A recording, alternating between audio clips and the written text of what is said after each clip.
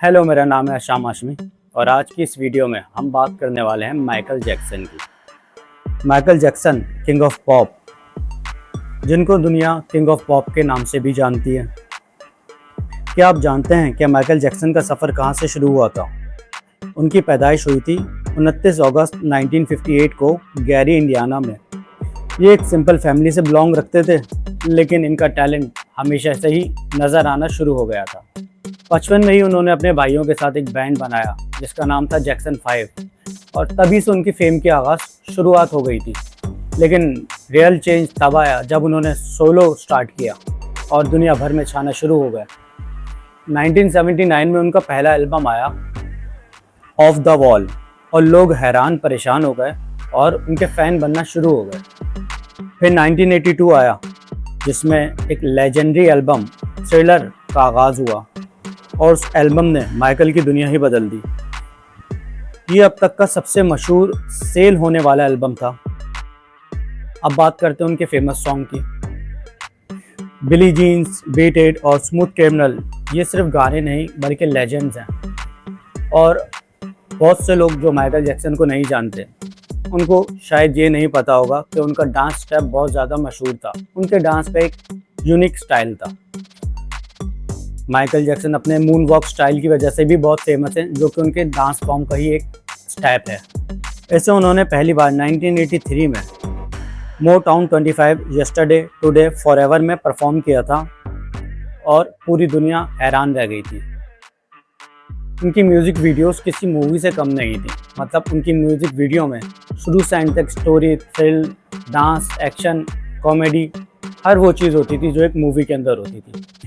Thriller, Beat It, Black and White ये वो गाने हैं जो आज भी दुनिया इतने सालों के बाद भी बहुत शौक से सुनती है।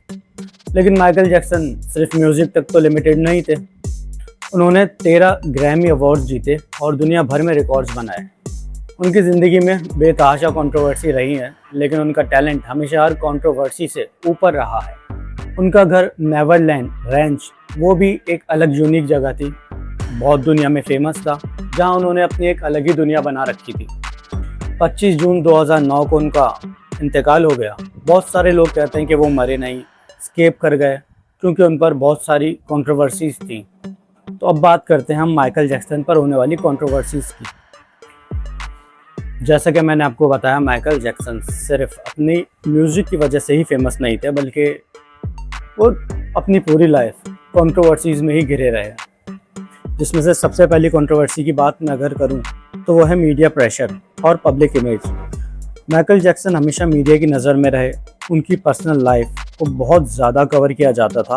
उनकी appearance, skin colour, changes, surgery पर भी बहुत ज़्यादा बात होती थी। इस वजह से उनकी प्राइवेसी बहुत ज़्यादा इफेक्ट होती थी। अब बात करते हैं नेवरलैंड रैंच कंट्रोवर्सी की, जो कि उनका घर था। उनका फेमस घर नेवरलैंड रैंच भी कंट्रोवर्सी का हिस्सा बना रहा। वहाँ पर उन्होंने बच्चों के साथ टाइम स्पेंड करने पर क्वेश्चन उठे। मीडिया ने इसको नेगेटिव हाईलाइट किया। उसके अलावा वो फाइनेंशियल क्राइसिस में भी बहुत ज़्यादा उलझे रहते थे। उनकी ज़िंदगी का आखिरी ईयर्स में फाइनेंशियल प्रॉब्लम्स भी बहुत रिपोर्ट हुई।